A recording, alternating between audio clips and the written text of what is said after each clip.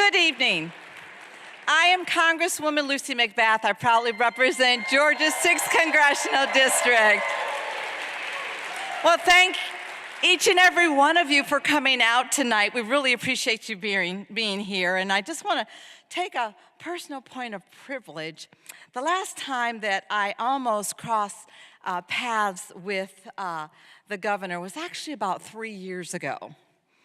And Governor Newsom was scheduled to do the keynote at the annual Tennessee Democratic Party fundraising gala, but he was not able to come due to the raging fires in California. And so I actually had the opportunity to speak in his place. So I got on stage, I slicked my hair back, and I stood up as straight as I could, and people, they actually couldn't tell us apart. But seriously, I'd like the governor to know that I may not be the first choice to stand in for him, but I'll always certainly try to do my best. I think I speak for a lot of us that are here tonight when I say that we are looking for leaders in our party. That's right. We are looking for leaders that are willing to stand up and fight and to leave everything on the field.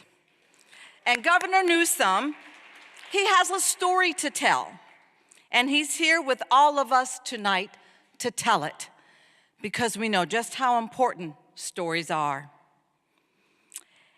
In his memoir, Young Man in a Hurry, he details our moral obligation as leaders to understand the urgency of the times that we are in. We cannot succumb to the politics of waiting for the right moment. When today circumstances deserve our immediate action and our immediate attention. As MLK Jr. once said, it is always the right time to do what is right.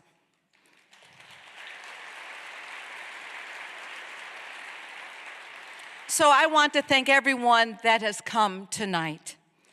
I'm so excited now to turn the rest of this program over to my very good friend and our excellent Mayor of Atlanta, Mayor Andre Dickens.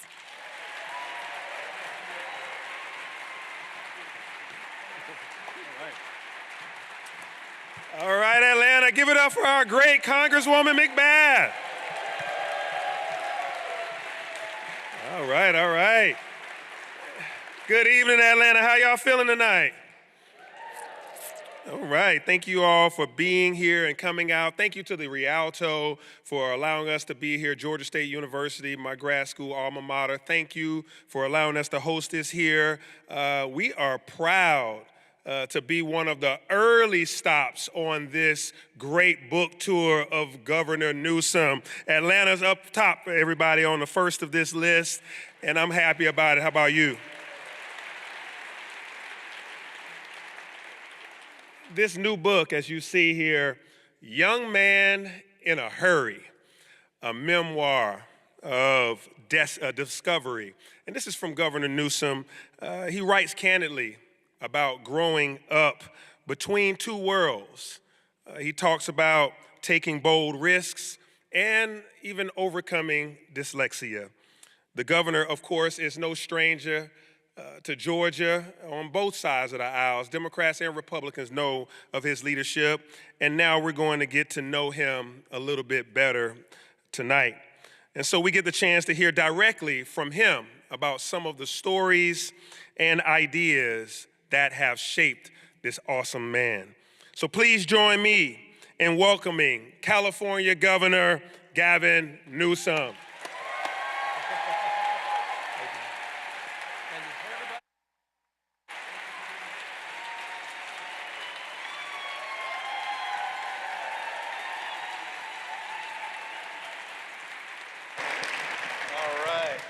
All right. How you feeling, man? You're in Atlanta. We brought out the chilly weather today. I don't know why it's so windy. Bringing me home to San Francisco. By the way, how the hell did you get 85.6% re-election? Hey, they love me I'm all here. Intimidated. I've never heard of this. That's what I told him. I said, that's about what Putin got in his last election. No comparisons to Putin around like, here. The bright lights are on you. I'm waiting for your book. That's right. Hey, one day. But I'm excited that we're here to discuss your book and talk about your legacy and the things that you've done. Atlanta loves you. Atlanta likes this man right here. We love Governor Newsom. We watch you from afar, but we understand the challenges and the battles that you fight, even on our behalf.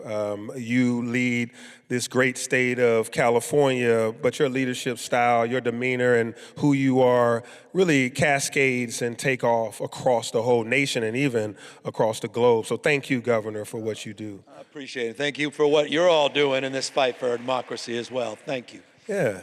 So I know we're here tonight to talk about this outstanding book, and I'm going to get to that in a little bit, but I want to just talk about some of the things that I know Atlantans and Georgians and everybody has interest in, just hearing your opinion on certain things. Let's talk about leadership and leadership styles right now. You have a style. First of all, you look like a movie star, so I got a haircut yesterday.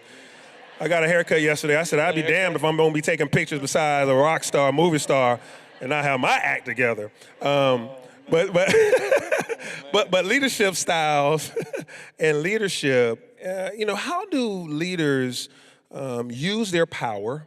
And, how do we see character being played out in leadership styles? Well, I love that question, and I really thank you, Congresswoman, for your introduction. And you sort of marked a consciousness when you quoted Martin Luther King. I had the privilege today, and indeed a privilege, and you have it more often than folks like me, but to meet with Ambassador Young. And we were talking about Martin Luther King, but we were also talking about who shaped Martin Luther King, those moments. He was talking about some of the examples of time that he spent with King in jail, visiting him every day. But he was talking in particular about Gandhi and how Gandhi influenced nonviolence, influenced King and the movement. And, you asked a question about leadership. It got me thinking, just as I was leaving, we don't celebrate President Martin Luther King Day in the United States. There's never been a celebration for Prime Minister Gandhi. And it makes you think about leadership perhaps a little differently, that you don't have to be something to do something. That it's not just about formal authority, leadership's about moral authority. King and Gandhi had it in abundance. That's right. Trump has none of it. None of it. So I think leadership can be found anywhere. Leadership is defined by the steel of the folks in Minneapolis, Minnesota. They didn't give in to the cynicism, the fear, and the anxiety. They were the antidote to the cynicism, fear, and anxiety. They took the words quite literally of Justice Brandeis, who said, in a democracy, the most important office with respect and love is not governor, mayor, or president. The most important office is office of citizen. Active, not inert citizenship. You have agency. You can shape the future. And that, I think, is the power of this moment. And you're seeing it all across the country. You're seeing it in the No Kings rallies. You're seeing it with your friends and neighbors showing up. I'm seeing it here tonight. You don't need to be here on a windy, cold night on a Sunday. The fact that you're here enlivens the senses, distills a sense of well-being. Everyone here, by definition, is a leader. Outstanding. Everyone can lead, and everyone can serve. And so, Governor, people in this audience, a lot of them know I always say, I draw circles, I don't draw lines. And we talk about drawing circles of inclusion and not lines of exclusion. And you just talked a little bit about that. So let's talk a little bit about what you think is dividing this nation at this time. And what would it take to bring us... Oh, y'all already know what's dividing this nation. We just want to hear him say it. So what? I love our audience because this audience is this is like the church. They already talking back to us. So what do you think and they think is dividing this nation, and then what will it take to bring us back together? Well, I love that you do circles, but I have drawn a few lines. Particularly when Donald Trump tried to draw his own in Texas. All right. And we know why he did that, because he knows he's going to get shellacked this November. He knows he's going to lose the election, so he's going to do, what Trump has always done, what he did after January 6th, where he tried to light democracy on fire, called your Secretary of State, demanding 12,000 votes. Passed his prologue. He did the same with Abbott. He said, I'm, quote unquote, entitled, think about that, entitled to 5 seats. Greg Abbott, obliged. What Trump didn't expect was what people did all across this country. Instead of reacting with, hand-wringing, instead of reacting by, maybe writing an op-ed and getting into the, New York Times. Op-eds, boy, woo! Yeah, game changer. Fire! We fought fire with fire. We punched back. And we drew our own lines in the state of California with Proposition 50. And I think it goes to the moment, and I'm very grateful again for the Congresswoman's comments. I hope we're waking up to what's going on right now. You get it. Fulton County gets it. You are on the front lines of these lines that have been crossed over and over and over and over and over again. We thought Trump 2.0 would be bad. I mean, I said, we predicted last January, we said this is a guy who wants to put America in reverse. He wants to bring us back to a pre-1960s world. At the time, we were talking, understandably, around women's rights. We've seen it with LGBTQ rights, civil rights, voting rights. America in reverse. But I may have been wrong when I said it was a pre-1960s world. Some days it feels like a pre-1860s world, where we're censoring historical facts, rewriting history. We're not that far away from, state there in Florida, where quite literally they were rewriting history. The governor there took his history books in the Anti-Woke Act and took out the race of Rosa Parks. Wow. Says, what does that have to do with civil rights movement? What did it have to do with her movement? That happened, by the way. The draft came out. It was only because people stood up that did not become a model curriculum for not just folks in Florida, but across the rest of the United States. That's how close we are. Every single day, these lines are being crossed.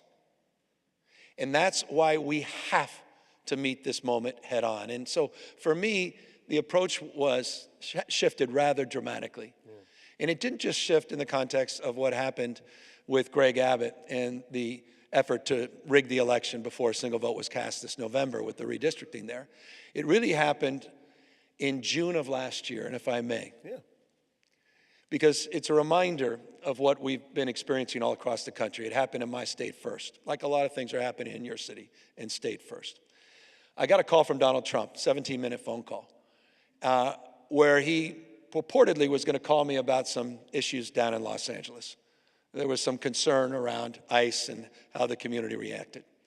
Instead of talking about any of that, he wanted to talk to me about how proud he was of his new nickname for me, New Scum. And I said, well, that's amazing. Literally gets on the phone, it's 1:30 in the morning his time, and he says, what do you think of my nickname for you, New Scum? He goes, it's pretty original, right? I said, sir, it's actually not original. It's on page 46 in my book. In 8th grade, they used to call me. Not 80-year-olds, 8th graders used to call me New Scum. Literally told them that. Anyway, you don't even want to know the rest of the conversation. One day you may know because they subpoenaed it for House oversight hearings. It went only downhill from then, but it was all BS.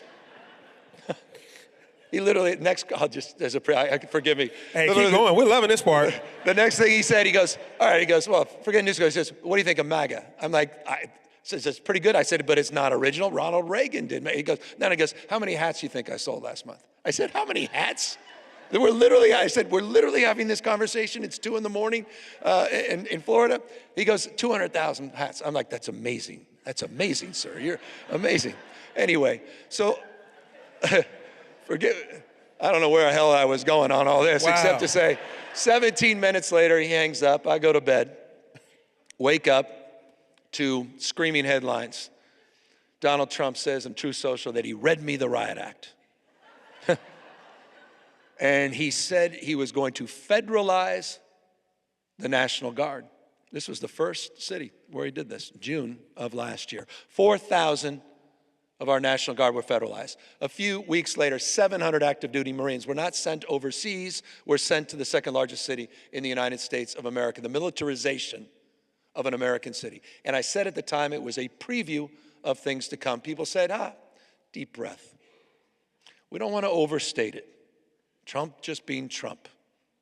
Well, you saw what happened in D.C. You saw what happened in Chicago. We've seen the tragedy unfold in real time in Minneapolis. We also had a second moment that marks my consciousness of the moment we are in. When we launched the campaign for Proposition 50, we did it in Little Tokyo in downtown LA. That is the site where we interned the Japanese, where they were bused. It's a sacred site. The Democracy Center, it's called. We launched the campaign. Hundreds and hundreds of leaders assembled. We also saw dozens and dozens of masked men that assembled right in front of the venue, intimidating people from walking in. And a guy by the name of Bovino, Greg Bovino, dressed up as if he literally just came off the set of a 1930s movie. We said after that event, this is a preview of things to come. On election day, November, Donald Trump tweets out, said the election was rigged before the one vote was cast. That same morning, Bovino sent his BORTAC teams. These are the Border Patrol tactical units, the folks that are dressed up, as military with the Apache helicopters. And they assembled first thing in the morning before the polls opened right there in Dodger Stadium so everybody could see, including all our diverse communities, to chill free expression, to chill the vote. That is a preview, I assure you, of things to come all across the United States of America this November. This guy is not screwing around, and nor can we at this moment. Wow.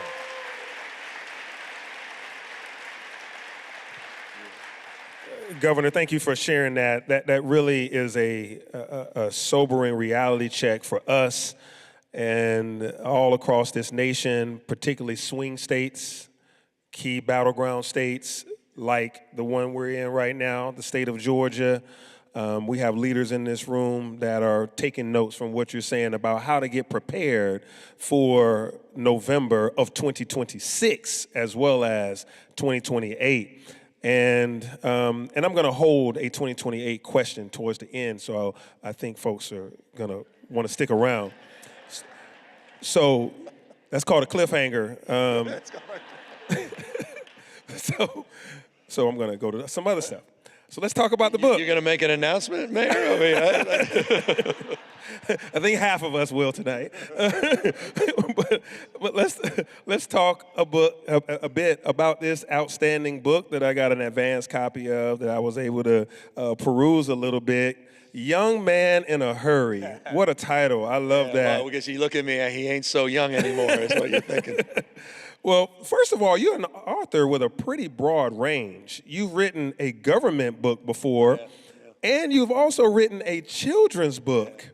And so I just really appreciate that a man would be able to have that type of range to be able to write, kind of both books. But this book, though, isn't necessarily what anyone expected you to write, particularly thinking that you were going to write like a policy book or something like that. This book is different. What made you go in this direction at this time? It's a messy book. I assume if everyone had read it, there'd be some more empty seats. Because it's not a book, and this is not an indictment, and please don't read it as such, but you tend to see with a lot of political books, a little sanitized, a little safe.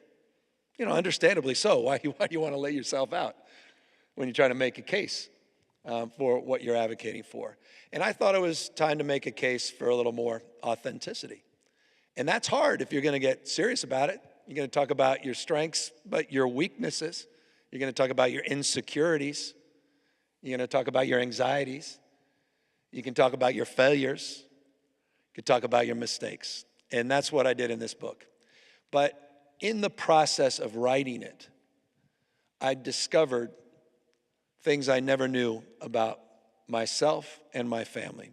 So it's Young Man in a Hurry, yes, but it's also a memoir of discovery.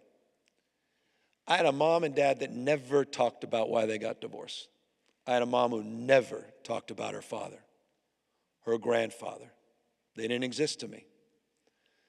And so in the process of learning more about them, diving deeper, I learned that my mom and dad got divorced. My mom was 19, pregnant, 2 kids.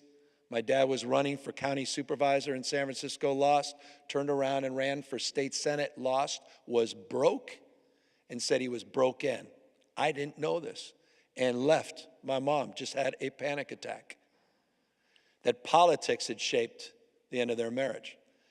Not knowing that, I always resented my mom years later, who always wished I didn't get into politics. And I never knew why. A memoir of discovery. I discovered what hard work and grit really looked like in the face of my mom. I didn't fully appreciate her. I never had a chance to thank her. She died 20 years ago. And the lens was all me. I'm her son. Me. And I never knew what she was struggling with.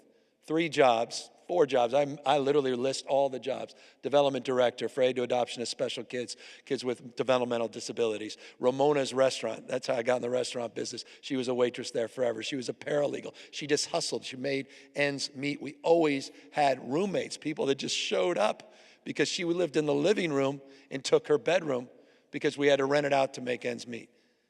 I didn't understand the why of all this. Hard work, grit, determination. And we talk about that duality, and you referenced it briefly.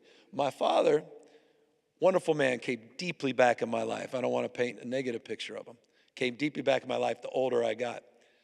But he had some relationships and friendships that took him in a completely different direction with tremendous wealth and privilege. He didn't enjoy the wealth, but he enjoyed the proximity to it and the privileges that came with it.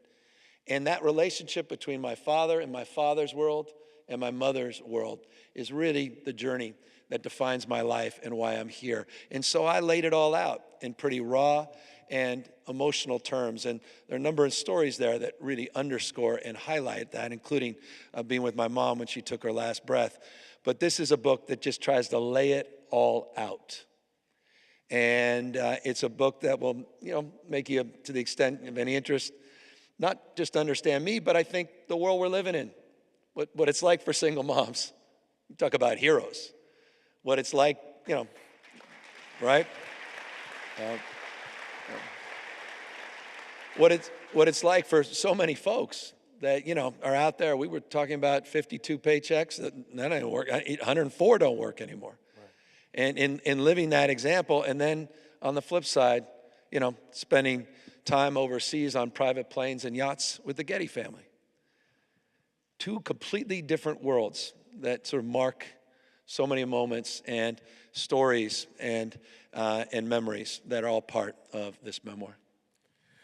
Yeah, you definitely have upbringing of two separate lives. As you just mentioned, your father's relationship with the Getty family. That's quite different stark contrast to your mother, who you hold so dearly. And I'm grateful that you got a chance to just meet my mom, a single mother that raised my sister and I. Sylvia Dickens here, so thank you, Mama. Love you. You you just taught us something, and that's to make sure that we tell the people that we love them now, and thank our mothers and thank those people that helped us. So those of you that are in the room with your mom, hug them tight. But what would you like for us to take away from that? What would you like for the reader to know more intimately about you and how those two separate lives that you had together and the tough decisions you made and the risk that you had to take, and even growing up with dyslexia and all that, like, what do you want us to take from that and where you are today? Well, that like so many folks, I put a mask on, and my face was starting to grow into it. You know, I think I think it was maybe Oscar Wilde who said, you know, the first act in life is we all strike a pose. The second act, no one knows. You got to figure it out. I'm in the second act. And I talk about that, you know. I was trying to be someone I was not. It wasn't that I was inauthentic, it just I wasn't who I am. I you know, sweaty hands, nervous, just, you know, just trying to put on a facade. And I walked through that journey and what that gave me, the opportunities and privilege, but what it also took away, and who I was becoming. And my mom saw that. She saw those cracks in that mask, and she challenged me. And you know, and so it's a story about resilience, redemption. It's a story about humility and grace. I think it's a very human story. I'm not trying to be someone I'm not. I can't do that anymore. I tried that for a long time, and I wasn't happy. You know, I say to kids all the time, learn from, don't follow others. You know, your expression's unique, nobody else has it. And I've really just, you know, the way we're doing, some of you may have seen some of my social media. You know,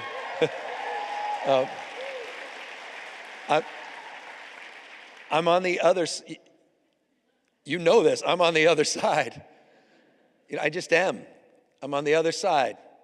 You know, I don't want to dream of regretting anymore. No coulda, woulda, shoulda. It's all out there, and I just want to put it all out there. I'm not, you know, I'm not trying to impress you. I'm just trying to impress upon you. I'm like you. I'm no better than you. You know, I'm a 960 SAT guy. And, you know, and I'm not trying to offend anyone, you know, trying to act all there if you got 940. But literally a 960 SAT guy. I cannot, you've never seen me read a speech because I cannot read a speech. Maybe the wrong business to be in. You know, my dyslexia, I haven't overcome dyslexia. I'm living with it. You know, I was the guy in the back of the classroom and my head down, just praying the teacher didn't call on me. I went through, I mean, I think I lost count of how many schools I had to go to. And, you know, I'll never ever forget. My mom's choice was never to label me. She just had to struggle with me. And I walked in, I'll never forget this. It was probably 8th or 9th grade, walking home, got home early. My mom was always working, so, you know, I'm cooking, literally lived on Stouffer's lasagna, macaroni and cheese. I got finished, you know, 2 pots of macaroni and cheese and got bored. And I went upstairs, and there was a file cabinet open, and it said Gavin. In fact, she had a weird name, Gavinsky. That was like my nickname. And I opened it up, and it was all of these reports from the doctors. And I never realized I was going after school 3 days a week. I didn't know what for. And it was all around. It was the lisp and the reading, the B's and the R's were backwards, spelling which, W-I-C-H, or, you know, the whole. And I'm like, what is this? And that's when I learned I had quote unquote dyslexia. My mom was furious because she didn't want that to limit me. She didn't want that to be an excuse.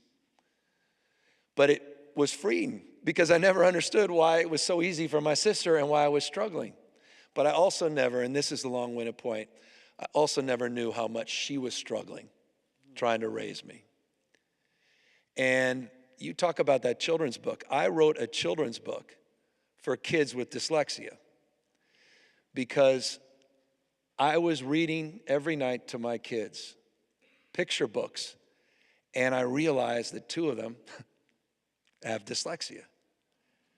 And I don't know what was worse, for them or for me. And I immediately thought of my mom. And I never, ever saw her struggles through that lens. And so I wrote a book, and by the way, this book, it's an ode to my mom. It's a composite of my mom. There's a letter in the back of the book to my mom. The school, the number of the school, the door is the day of her death. And it's really a composite, a love letter for all that she did to get me through this. And so I'm here because of that grit. I'm here because of that resilience. And I imagine it's a story for many of you that we share. And I'm also here because of dyslexia. What a gift. What a gift it is to not have to read a script, but to be able to read a room. All right. Wow. That leads me to several places. One is the desire to write this and to be that vulnerable right now, to be humble, to have, to show some of your vulnerabilities, some of your challenges. You know, right now on social media, it's superheroes and villains, right? And it's all how outstanding somebody is or how terrible somebody is. Yeah. But you're showing vulnerability, your human side, and actually inspiring millions of people that either they can go through something or overcome something, but they matter. And so that vulnerability is absolutely refreshing right now, that you're not perfect in some kind of, you didn't fall out of the sky, plop down as governor, come off a governor tree. Like they just plucked you off a governor tree, perfect. That's one side to it. And the other side to it is how you were parented. I want to know how that teaches you how to parent now as 4 kids of your own. So, you know, you've witnessed outstanding parenting by your mother and that delicate way she helped nurture you. How does that translate to how you parent? Well, you know, it's interesting. When you're very young and you don't have a dad around, you don't really know what it's like to have a dad around. So you don't necessarily know what you're missing. So I just, you know, I had a connection to one parent, and just that was the parenting modeling for me. And that's pretty ominous when you get married and your wife says, all right, what kind of dad are you going to be? Are you going to follow in the footsteps of your father? Or are you going to be here for the kids? And I write a lot about that. I write about how I struggled to be the father that I'm trying to be today and think I am today. When we had that first daughter, Montana. And, you know, I write in very unflattering terms how little I changed diapers, how that young man in the hurry was out there as mayor doing his thing. Honey, I can't be home. I'm sorry, I'm going to be late. You know, can you do the swaddle? I can't figure it out. And how she challenged me. I married Jennifer. I mean, where do we begin? And I've got 4 beautiful kids, two girls, 2 boys. Dutchie was the surprise. Like, right, it's always the surprise. It's like, oh, God. By the way, he surprised a few people. Imagine this. I lied a little. I do read speeches. once every 4 years on a teleprompter when I have to at the inaugural for my governors. I didn't know what else to do. And so I must have spent 1,800 hours on this 18, 20-minute speech. And I'm just stiff as a board. People are bored, as you can imagine, everyone's on their cell phones. And my little 2-year-old is in the front with his pacifier and his blanket, Dutchie, and he just darts right up to the stage. And you can Google this right now. And he runs up and he's standing. People are starting to laugh and move around. I'm starting to panic because I can't, if I move off the script, I may never find it again. Total humiliation. I'm like, acting like I'm not noticing anything, and everybody's eyes are over here because he's running around the stage. And then he eventually runs right to my leg. My wife is trying to grab him, and then she panics because everyone's looking at her, and she just sort of stands there, and he runs right to me. And I stop, I look down, and you just have the instincts, right, of a dad. You just pick him up. And what does he do? Puts his head right on my shoulder and starts falling asleep. And what do? Total panic. I keep reading the speech. Acting like there's nothing going on. It was the best speech I ever gave. No one remembers a damn word I said. But it made them feel something. By the way, including, it's in the book, Donald Trump, who called me the next morning. Really? He was not happy. I said he actually paid attention to what I said, which was not particularly flattering of him. But he was very flattering of the family, which was interesting. It says a lot about who Trump is and what he values. But that moment, I valued something pretty profound. And that was my relationship to my kids in a deeper way. And I don't want to screw it up. I got divorced once, no kids. And interesting, I got divorced someone who was, you may know this, fiance of Donald Trump Jr. You can leave now if you choose. And, mistakes. I'm staying in my lane right now. Stay in your lane. I was like about to say, I'm glad you scanned the book and didn't read the book. This would be a different interview. The point was, I don't want to screw it up again. And I don't want to screw up my family. I don't want to, I love my dad, but, I think he missed a lot by not being there at those games. Mm-hmm. He missed a lot by not changing the diapers. Right. He missed a lot by not soothing us to try to go to bed. He missed a lot by never reading us. He did. He tried to make up for it, and I'd love to talk and make up for the way I'm describing him because, boy, I'm blessed. My dad, by the way, who lived literally long enough, was a miracle just to see his son get elected governor, and then passed away shortly thereafter. So as we acknowledge, this is not a policy book or a government book, but you do talk about some government issues. I mean, you were a board of supervisors in San Francisco, then the mayor of San Francisco, then the lieutenant governor of California. Yeah, don't forget lieutenant governors. We need hugs. We need hugs.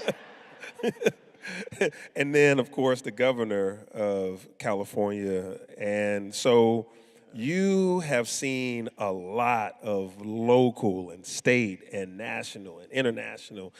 California is huge, economy diverse, people diverse. So you have a lens that is pretty broad. So just wanted to, cities, I'm a member of the U.S. Conference of Mayors, as were you when you were mayor, back when you were just one of us little guys.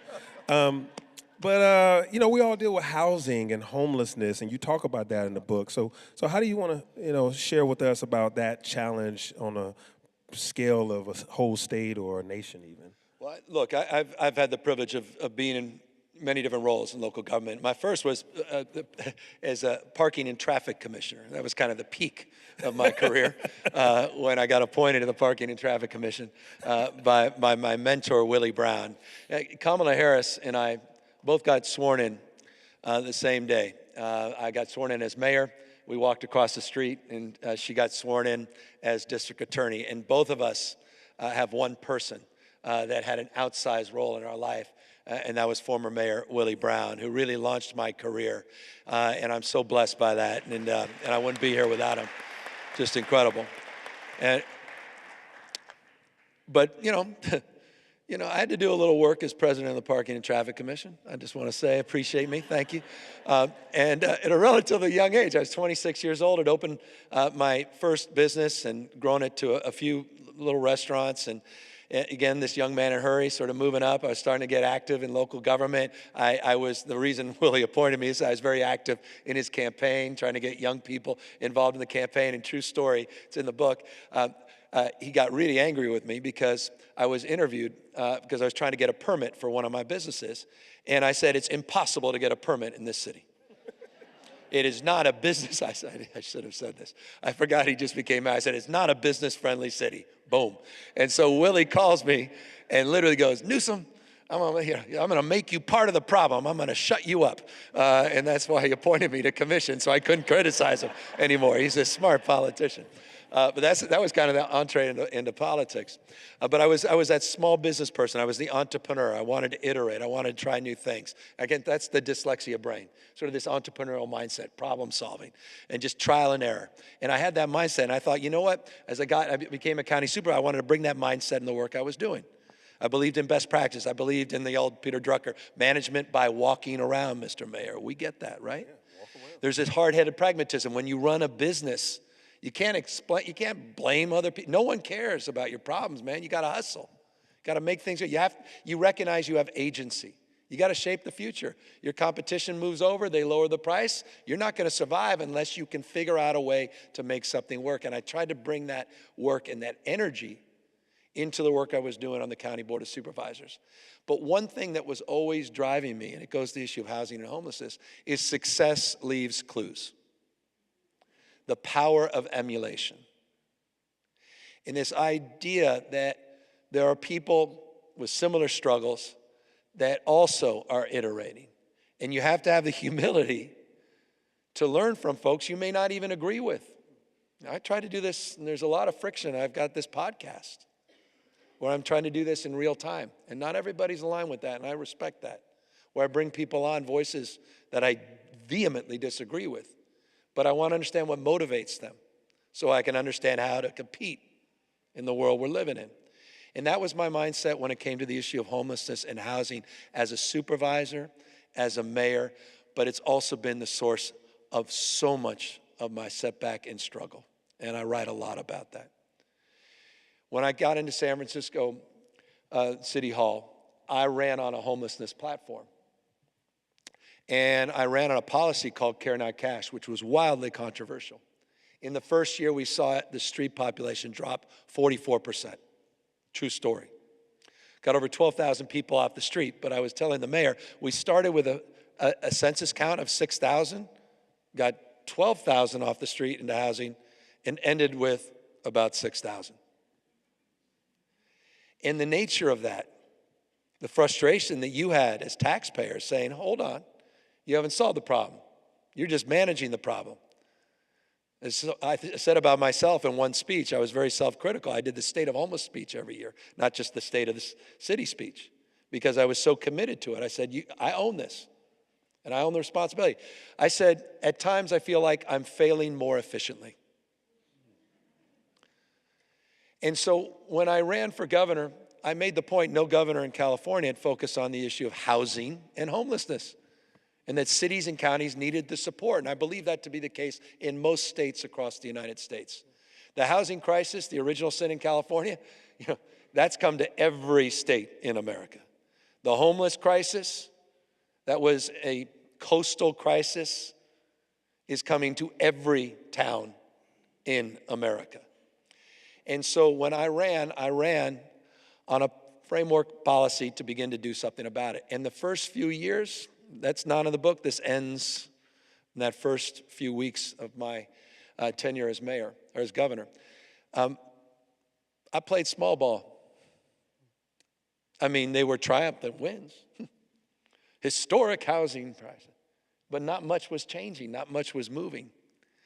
And I realized that I needed to do more and better. And I think this is, Democrats, we need to wake up for this. We need a liberalism that builds. We need to deliver results, and we need to take ownership and accountability for that. And these are the two stubborn issues. These are the issues.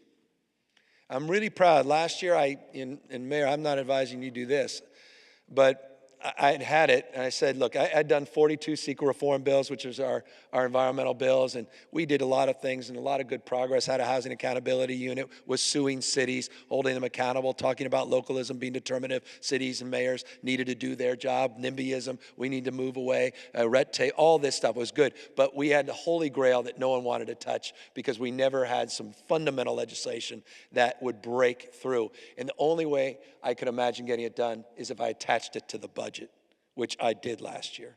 And I threatened to veto the budget. And I had enough political capital last year that we actually got it done. Even our worst critic, interestingly, Ezra Klein, my friend, acknowledged some of these being some of the most historic housing reforms in the United States. We finally got that done last year. But it's just, again, it just constantly struggled. And Mayor, you may appreciate this. For the first time in decades, California saw almost 9%, almost double-digit decline in homelessness. For the first time in decades, finally, we're turning the corner on that issue. It is a stubborn issue. 18.13% it went up nationwide in 2024. Every major city, we saw those numbers come up. And it's a byproduct of the failure. It's the byproduct of an economy that's broken. I say this all the time when we talk about democracy. You know, we've got to democratize our economy to save our democracy. Mm-hmm. And that's fundamental to this moment as well. It's fundamental in understanding Trump and this moment reflects on why you want crowds where, you know, those crowds that show up for Bernie understands this. You know, 10% of people owning 2/3 the wealth in this country, a 30-year-old that's doing worse than his parents for the first time in American history. That's happened on our watch. Society becomes how we behave. For things to change, we need to change. That's the approach, that's the mindset we've tried to take. It's the approach, the mindset we need to take through 2026. 2028 is interesting. 2026 is the whole game. It's the entire show. Yeah. Nothing else matters. Yeah. It doesn't matter. It just doesn't. We'll lose this republic. Trump's not screwing around. I was kind of screwing around with you a little bit on Putin. But Trump believes in competitive authoritarianism. So does Putin. Putin got 87.3% of the vote. By the way, look it up, it's true. They love elections. They just wire the elections. That's exactly what Trump will do unless we take back the House of Representatives. He is not screwing around. Y'all hear what we got to do? Y'all hear what we got to do, right? Yeah. Well, Governor, thanks for sharing about housing and homelessness. I mean, it's one of the toughest issues. It's nonlinear. You end up having individuals that come in that are experiencing homelessness, and you help them get housed, and you know, and then they may go back to being homeless for one reason or another, whether addictions, whether mental health challenges, whether dealing with domestic violence, or any other thing, or they just have more. They have more month than money, is what we were talking about, you know, and the economy challenges that, and it's nonlinear, and it is a challenge. As you started with 6,000 unhoused individuals, you did all this work, got 12,000 people housed, but then at the end of the day, after, you know, so many years, the count comes back to 6,000. People coming in, people falling out, people falling behind. You know, it's interesting. The only linear thing, if I may, on this, goes back to the guy whose office I walk into every day at work, Ronald Reagan. You know, it's interesting. The movement for deinstitutionalization has so much of its origin in my state. And it's interesting, the state of mind on deinstitutionalization was not just through a partisan lens, it was a bipartisan lens. where people wanted to shut down some of these large facilities for different reasons. And that notion that you shouldn't be coerced into treatment for just having a behavioral health issue and be locked away. So there was a social justice component as well as a trickle-down component, a cost savings component. But it's really interesting. I didn't know this. I was learning my own history. It's not in the book, but it's in the history of the work I'm doing as governor. When Ronald Reagan was governor, we had a peak of 37,000 locked beds in the state of California for a population that's half as large as it is today. Today, we have 5,000 beds. There was a promise and promotion for community-based care. That was advanced in the late 50s, 60s, and 70s, all across the United States. When Reagan became president, he accelerated that at a national level. That's the original sin when it comes to the issue of those that are self-medicating with drug or alcohol addictions, those with bipolar disorder, schizophrenia, and paranoia, those that are out in the streets and sidewalks. And that is something we can address. We just did the most significant, and I'm not overstating this, mental health reforms in U.S. history last year. $6.38 billion bond to make up for the lack of housing, and a reform of our Mental Health Services Act with a millionaire's tax attached to it that allows us to invest over $1 billion a year and for the first time connect substance abuse and behavioral health to housing and lock that in for prevention and lock in a constant flow of resources to start to address this issue. Great. That's outstanding. That's going to make a huge difference in the unhoused population. And thank you for your care about that and your honesty of the challenges that we all see it, we all face it, and we're dealing with it across the nation. And, I'm excited about how you're dealing with things. I'm a mayor. You were a mayor. You got any tips for me? Mr. 85%, I got no tips, man.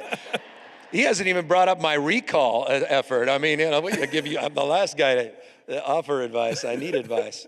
And by the way, it's interesting, Mayor, because you touch on, I mentioned localism's determinative. It's an old Bobby Kennedy phrase, which I love. I love Bobby Kennedy.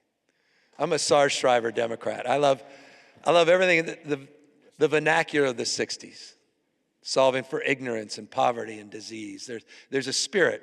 We talk about legislation. You understand this. You can't legislate spirit. You can't legislate pride. Right. I felt like in the 60s we were on a journey together. For all the triumph and travails of the 60s, and oh my gosh, were there travails. There was a spirit, particularly Shrivers, started VISTA, Legal Aid to the Poor, started Special Olympics, Peace Corps.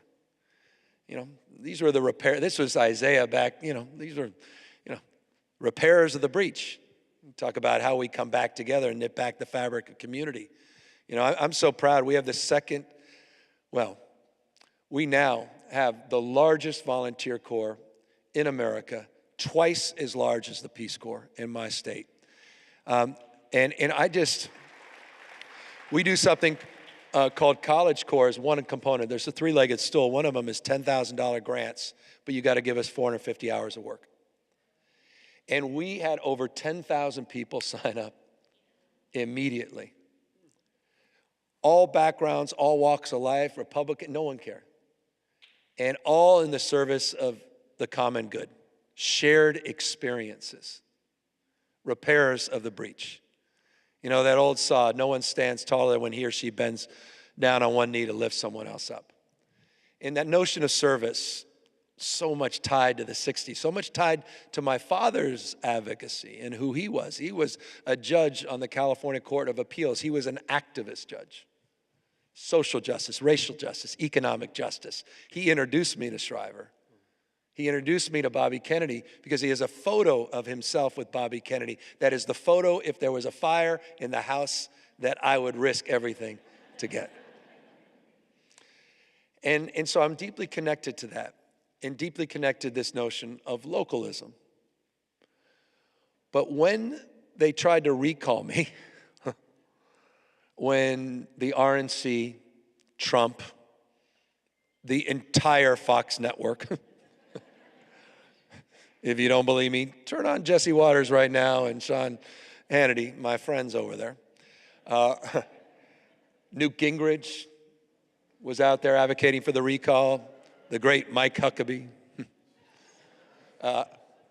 And I realized I was wrong. The whole romantic notion all politics is local, that old mayoral mindset, flipped the script for me. This was all politics has become nationalized and weaponized. They try to take me out.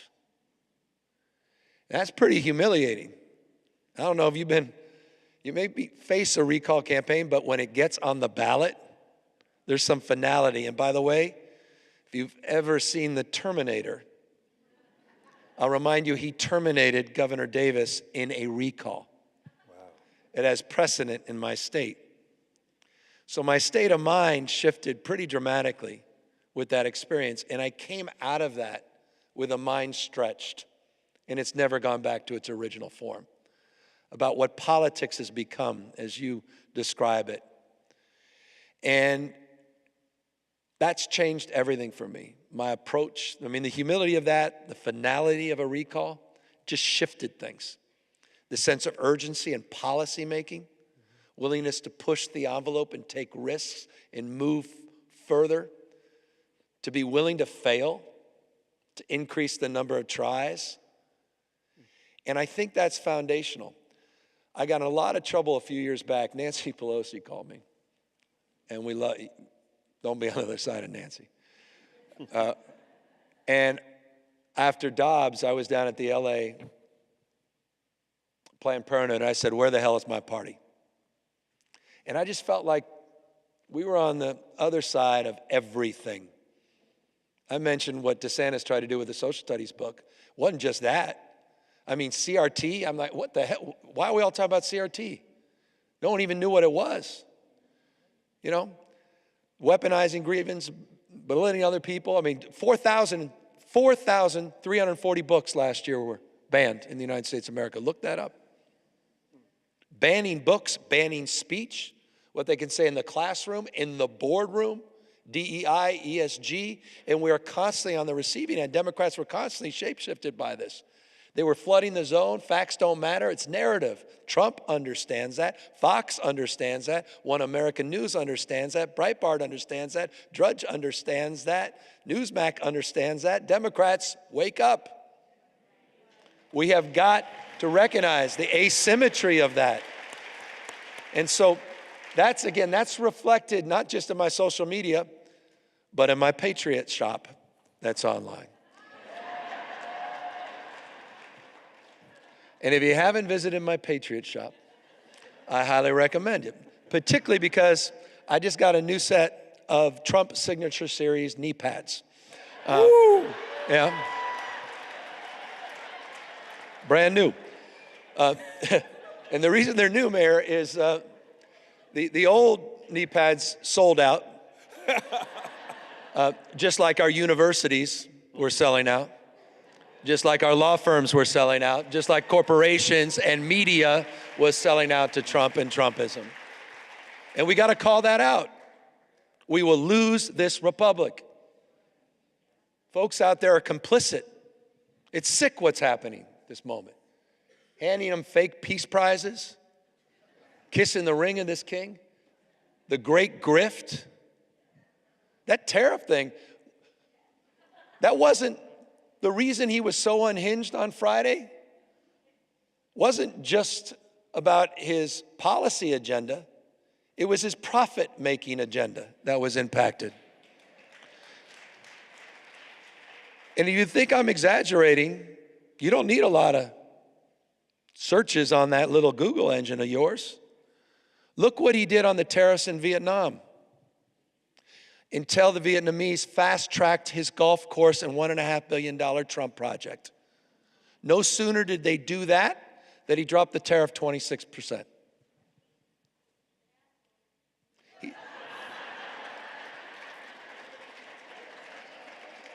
We've never experienced anything like this in our lifetime. It's no longer free enterprise. I remember Reagan talking about free enterprise as a healthy horse pulling a sturdy wagon, not a cow that needs to be milked. It's state and crony capitalism right now. What's AMD doing? 25% tithing. You know, I love NVIDIA, but they're doing 25%, 10% of Intel. You know, golden shares at US Steel. That's happening in real time. You've got to kiss the ring. You saw what Trump did yesterday, saying Susan Rice needs to be fired, Netflix, or you're not going to get the deal to buy Warner Brothers. That's why I have these knee pads available for sale in bulk on my Patriot site. All right. Well, you were already a legend, but then you became even more of a legend with your online presence and how you spar with Donald Trump online. Are y'all following him on social media? By the way, I may need you to show up in line to help me get bail so I can get out of jail, because there's no doubt I'm on that list. That's coming next. That will be a hell of a book as well. That's next one. But you go toe-to-toe with him, even from when he got off of the plane and you made sure you asserted yourself with the handshake and then all the meetings. And then now on masculine stuff. That's Jesus, right. Yeah. Oh, my God. My wife is like rolling her eyes. Oh, God, the two of you. Sandbox stuff here, man. But sometimes it's got to go that way. So what kind of feedback are you getting from that approach from, your staff, your team and others? It was pretty negative at first. I mean, I don't know, you ever watched The Five? And you don't have to. But it was really interesting when we started doing the all caps tweets. I mean, Fox just lost a gasket. They must have done 70 or 80. It was 2 weeks, wall to wall. Newsom's mouth should be washed out with soap. Where is his wife? With no situational awareness. That they have been countenancing this and Trump without saying a word. They've allowed it to be completely normalized. Trump dressed up as the Pope, dressed up as Superman, wanting to put his picture up there on Mount Rushmore. Not a word was spoken until we started to put a mirror up to this.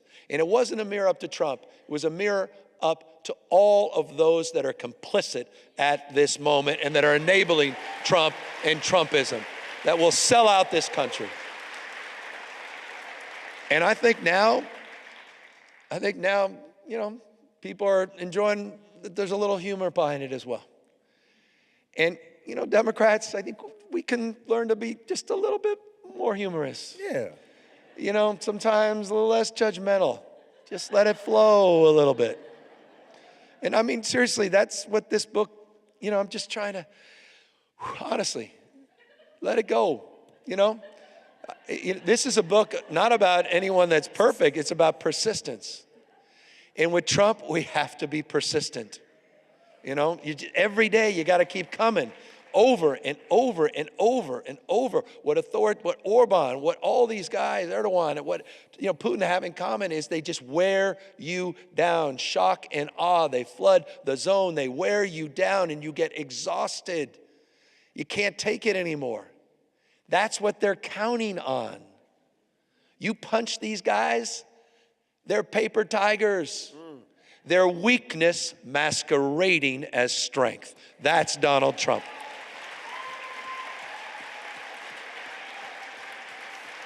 I believe it. I appreciate that.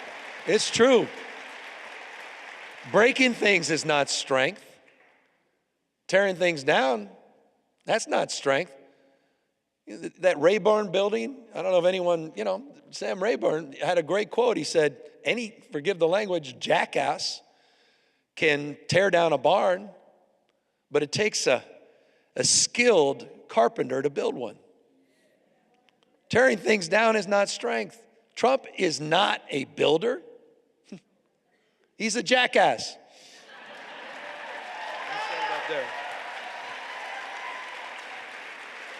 Forgive me. What else you want to call him if you...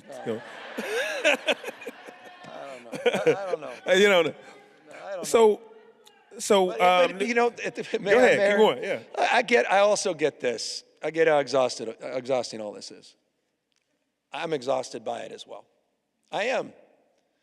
I mean, it's fight and flight.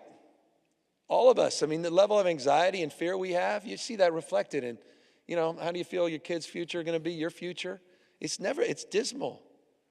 I mean, people are, this is about the dream. One of the things I love about my state is I get to brag about this. It's part of the inheritance of the state. Is, there's the American dream, and then there's only one other state that attaches itself to the dream. And it's California dream. I'm proud of that. But the dream's about social mobility. It's about believing, It's about manifesting. And people are not believing that things are going to get better. And so we have to address that at the same time. And so I'm mindful, you asked how people receive this. I'm also mindful how I even view what we're putting out there. I was talking to President Obama, who's been unbelievable in supporting all of our efforts out in California. Been amazing, like next level. And I'll never, ever forget, I timidly reached out to him on our redistricting. Because remember, he was the guy who was out there at the end of his term advocating for independent redistricting. And, he's married, he married up with a rock star wife when, they go low, we go high. And I'm like, oh, Mr. President, hi. And he literally, as if he knew I was going to timidly ask the question, he goes, oh, forget this when we go low, we go high stuff. Let's punch this bully in the mouth. I'm all in on redistricting. Yeah. We got to step. I'm like, oh, this is amazing. Amazing. But I'm like, but I really want to be Michelle Obama again. Because I do. Because my kids need that. Back to Isaiah, repairs of the breach. Because we have to live together and advance together across our differences. Divorce is not an option. We all want to be loved. We all need to be loved. I mean, that's really what this book's about. I didn't know that. Young man in a hurry, trying to be something, living my resume values, not my eulogy values. Wow. And so, as we stand our ground, as we draw the line, we also have to draw the circle.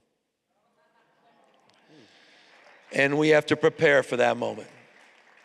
And in so many ways, the obstacle, is the way.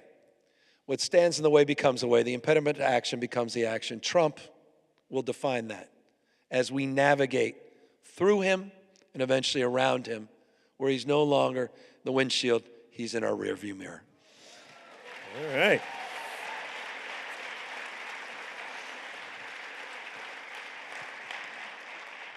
Speaking of 2028,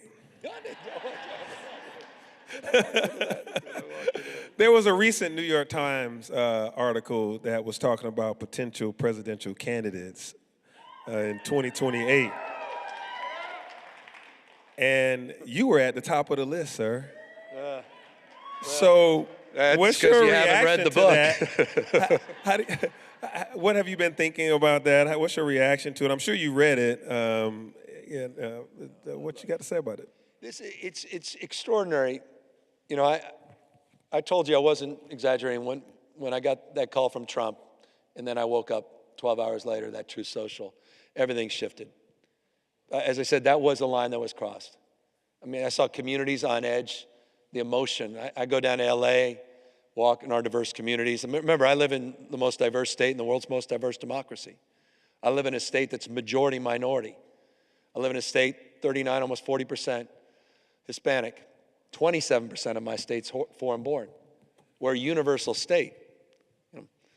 And the reason California is the fourth largest economy in the world, it's not complicated. We get first round draft choices around the rest of the world. It's part of the economic development strategy. People come to our state and they feel seen, included. They feel at home. So the energy and daring from newcomers. I mean, Ronald Reagan's last speech in the Oval Office,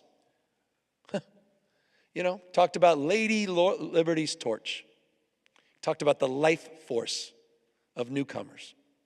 Only in America can you become an American. from wherever you are, from all around the world. And that's an extraordinary thing. And so that's the mindset that shapes so much of California, but it's the mindset that shaped how I shifted last June. And with it, interestingly, has come a little more attention. And you reflected that, and just some of these, moment in time snap polls that have the form and substance of fog. Let's be real. How many more chapters are going to be written, the story of Atlanta and Georgia, the American story, between now and, June of 2026, let alone June of 2027, when they're in the middle of 3 forums, because you have 3 stages of candidates that are all out there auditioning to become the guy or gal on the white horse to come save the day in 2028.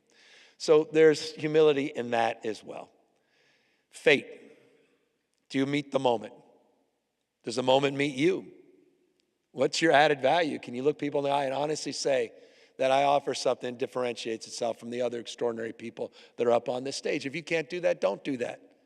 And if you don't have a burning why, you don't even deserve to be in the conversation. And Nietzsche has said it, if you don't have a big enough why, you'll never endure the how. And you've seen that. How many times have we seen some of the brightest, most extraordinarily accomplished people, they get in the presidential race, this MRI for the soul, as Axelrod calls it, and they can't answer the question, why? I know why I'm here now. Oh boy, do I know why I'm here now. I know what this moment represents to me and what I believe it represents to you. But there's many moments to come. And we'll see where that journey takes us. But that journey, and this goes back to the book, that's a journey I won't go on alone. That's a journey I need to go on together with my kids and my wife. And I did this little Sunday show today with Dana Bash. And I was surprised. My wife, I don't think, was very happy, reflected in the conversation. So let me rephrase that. Was not very happy that I mentioned that my son, Hunter. I saw that. Yeah. Tell it. That's not easy, man. Yeah, your son my is son like, Hunter said, "Dad, are you running for president?" I said, "I'm not." Where'd you read that? And I said, "No, I'm not." I said, "I never do it without all of us." And he goes, "Well, Dad, I don't want you to do it." And he's 14, and he said, "I'm still too young, and you need to be at home." And I'm serious, how do you write a book about your mom and dad? How do you talk about a marriage? How do you talk about regrets and not dreaming of regretting? How do you talk about what matters? How do you talk about those eulogy values? Because who's going to be there at the funeral? No one cares how many terms you served. No one cares how many awards you received. It was who were you? Who did you show up for? And if you can't show up for your kids, so that decision, whatever it may be, they're going to make it. All right. Hear, hear. Hear, hear. So there's so much more we can get into, but I want to make sure we're conscious of time. And I do just want to, you got a lot of Atlanta, and Georgia folks here, people that care deeply about our democracy, a lot of voters here. What would you like for them to leave with tonight, but also as they read your book? What do you want them to have as a takeaway from your story? Well, I hope you write your own story. This is a story I wish my parents wrote.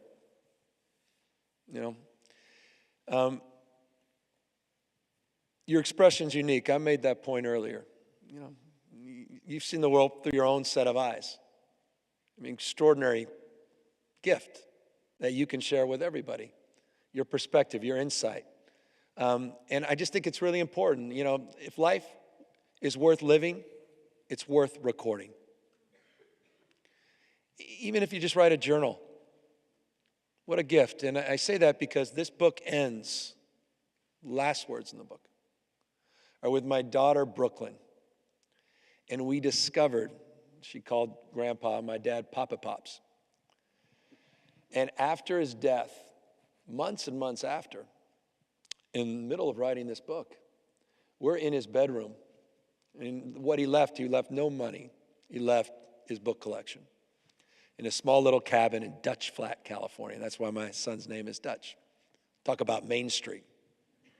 I mean, we did 4th of July there every year, and we had to go in circles like 25 times because there's only like 10 of us that lived in the town. And we walked in, and there was a book. It was not all his fine books, but there was a book that had just a different cover, and it had nothing on that side, true story. And she walks up and pulls it out, and she's looking at it. And I'm like, oh, what are you looking at? And we realized it was his diary. No one knew he wrote a diary. And the final words of the book are about the two of us trying to read it, but we can't read his handwriting. And it ends on that because the more I dug in, the more nervous I was, the more I, missed him, the more concerned I was how I really didn't know him. And it ends with the two of us quietly putting the book back on the shelf. And it reads much better than I just described. But it really is a beautiful bookmark. The book starts with me sitting out there on a bluff near Sacramento, looking out over the American River where the story of the West really began with the discovery of gold, Eureka, Eureka, in Marshall, just a stone's throw away, and how I remember going down the rivers of the American with my dad, again, an environmentalist and activist judge. And it ends as this memoir of discovery and learning about him and the journey we're all on. And it's a journey we are all on. And so, write your own story, but also know that the story of this state and our nation is also being written by you. And you're the authors. And if we're going to save this republic, the best of Roman Republic, the best of Greek democracy, this notion of co-equal branches of government, popular sovereignty, the rule of law, if we're going to preserve the rule of law over the rule of dawn,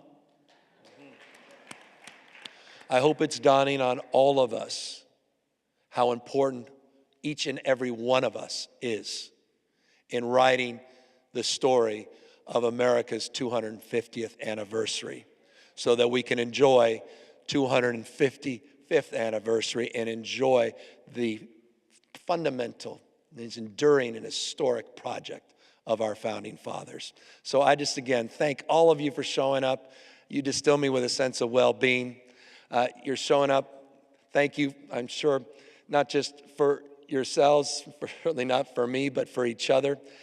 Thank you for not giving in to cynicism. Thank you not for falling prey to all the negativity. Thank you for not falling prey to the anxiety. Thank you for being an antidote to all of that. Thank you for standing up. Thank you for standing tall. And thank you, more importantly, for everything you are going to do for our state and country and the world we're trying to build between now and 2026, when we will proudly watch the next speaker of the House of Representatives take that gavel by the name of Speaker Jeffries.